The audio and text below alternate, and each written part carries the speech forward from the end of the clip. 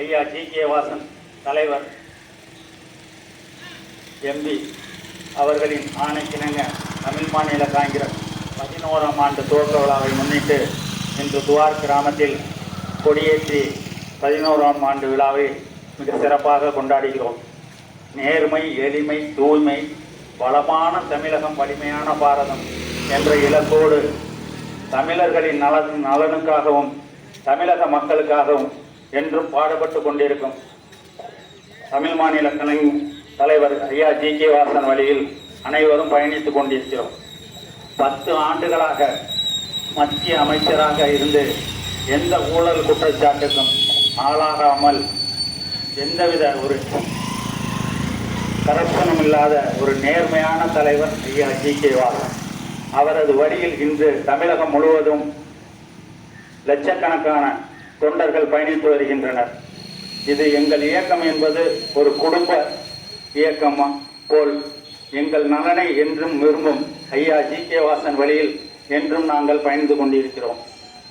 வருங்காலத்தில் தமிழ் மாநில காங்கிரஸ் என்ற இந்த இயக்கம் தமிழகத்தின் மிகப்பெரிய சக்தியாக தமிழகத்தின் அரசியலை ஆட்சியை தீர்மானிக்கும் கட்சியாக இருக்கும் என்பதில் எந்த மாற்று கருத்தும் இல்லை.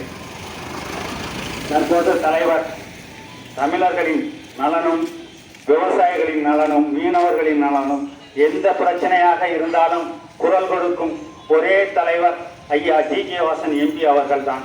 அவர்கள் வழியில் நாங்கள் எல்லாம் பயணிப்பது மிக சிறப்பு. இன்று 11ஆம் ஆண்டில் அடியெடுத்து வைக்கிறோம். 11ஆம் ஆண்டு துவக்க விழாவை கிராமங்கள் தோறும் கொடியேற்றி சிறப்பிக்க வேண்டும் என்று ஐயாவின் ஆணைக்கிணங்க இன்று கொடியேற்றி சிறப்பித்துக் கொண்டிருக்கிறோம். மற்றும் 2026 சட்டமன்ற தேர்தல் ஐயா ஜி.கே. வாசன் தலைமையில் அமையும் கூட்டணி தான் ஆட்சியை பிடிக்கும். கண்டிப்பாக கூட்டணி ஆட்சி தான் அமையும். அதற்கு முன்னுதாரணமாக தலைவர் ஐயா ஜி.கே. வாசன் செயல்பட்டு கொண்டிருக்கிறார் என்பதை உங்களுக்கெல்லாம் தெரிவித்துக் கொள்கிறேன். வளமான தமிழகம், வலிமையான பாரதம், நேர்மை, எளிமை, தூய்மை. வாழ்க ஐயா ஜி.கே. வாசன், வளர்க தமிழ் மாநில காங்கிரஸ். நன்றி. சி. ரெங்கராஜன், விவசாய தலைவர், தமிழ் மாநில காங்கிரஸ்.